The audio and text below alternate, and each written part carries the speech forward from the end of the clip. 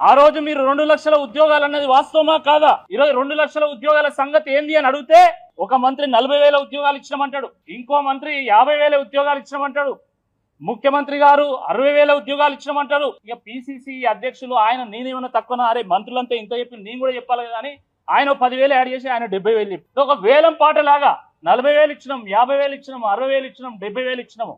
Media ముందు వేలం పాట, మీడియా వెనుక సర్కారు వారి పాట, సర్కారు వారి పాట, సర్కారు వారి కోట కొనసాగుతున్నది.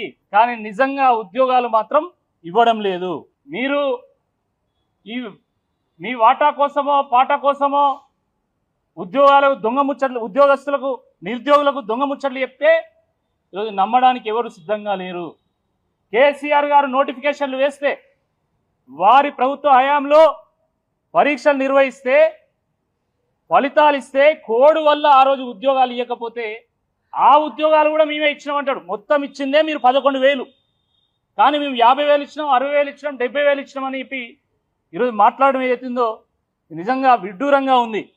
ఆస్తుల సంపాదన మీద ఉన్నటువంటి శ్రద్ధ ఈరోజు దాంట్లో ఒక పావుల వంతు ఈ నిరుద్యోగ సమస్యను పరిష్కారం చేయాలని దాని మీద ఉంటే ఈ నిరుద్యోగులు ఈరోజు సంతోషంగా వాళ్ళు ఉద్యోగాలు చేసుకునేటువంటి వాళ్ళు, నిరుద్యోగ సమస్య పరిష్కారం అయ్యేది. కానీ ఈరోజు ఎంతసేపు మీకు పర్సంటేజ్ల మీదనే యావ కదా, మన సిగ్గు లేకుండా మాది ప్రజాపాలన, ప్రజాపాలన కాదు, పర్సంటేజ్ల పాలన కొనసాగుతూ ఉన్నది.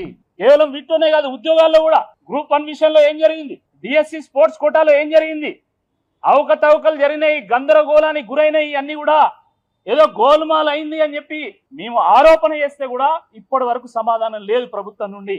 ఎందుకు సమాధానం లేదని ఈ సందర్భంగా మేము అడుగుతా ఉన్నాం. డిఎస్సి అంటే డిస్ట్రిక్ట్ సెలక్షన్ కమిటీ అనుకున్నాం మేము, కానీ డిఎస్సి అంటే ఈరోజు డిస్ట్రిబ్యూషన్ సెలక్షన్ కమిటీ అయిపోయింది, డిక్టేటర్ సెలక్షన్ కమిటీ అయిపోయింది. డిఎస్సి స్పోర్ట్స్ కోటాలో అవకతవకలు జరిగినాయి, దీని మీద ఎంక్వైరీ వేయండి, అసలైనటువంటి క్రీడాకారులకు ఉద్యోగాలు ఇవ్వండి అని చెప్పి ఈరోజు నెత్తినోరు మొత్తుకుంటా ఉంటే నిరుద్యోగులు 3 సార్లు సర్టిఫికెట్లు వెరిఫై చేసి 10 నెలలుగా వస్తా ఉన్నా కూడా ఇప్పటి వరకు ఆ ఎంక్వైరీలు ఏం తేలిందో కూడా తెలియదు, ఎవరికి తెలియదు.